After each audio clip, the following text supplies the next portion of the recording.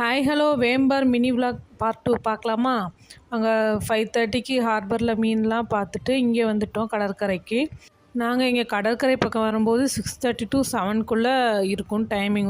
யாருமே இல்லை, நாங்கள் தான் சும்மா சுற்றிக்கிட்டு அலைஞ்சிக்கிட்டு இருந்தோம்.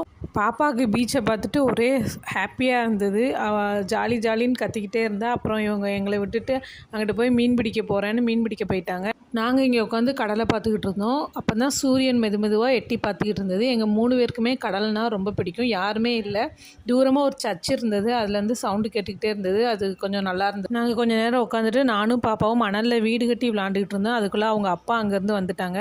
அங்கே தூண்டில் போட்டதில் மீன் ஒன்றுமே மாட்டலைன்னு சொல்லிக்கிட்டு இருந்தாங்க. அப்புறம் பாப்பா கடலில் போய் கால் நினச்சிக்கிட்டு இருந்தா. அப்புறம் ரொம்ப பசியாக இருந்தது, போய் பிரேக்ஃபாஸ்ட் சாப்பிட்டு மறுபடியும் கடற்கரைக்கே நின்றுட்டோம்.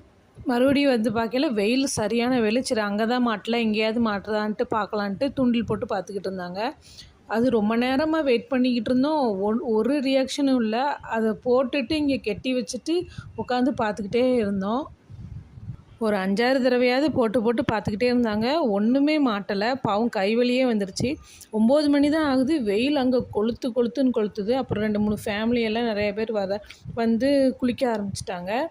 அவங்களும் பார்த்துக்கிட்டு இருந்தாங்க. நாங்களும் தூண்டில் கட்டி வச்சுட்டு சரி என்ன தான் நடக்குதுன்னு பார்ப்போம் அப்படின்னு பார்த்துக்கிட்டு இருந்தால் மீன் எல்லாம் வந்துட்டு அந்த பச்சை மீனை கடிச்சிட்டு போயிருக்கு. ஓகே, அடுத்து என்ன பண்ணோங்கிறத அடுத்த மினி விலாக்கில் பார்க்கலாம். பாய்.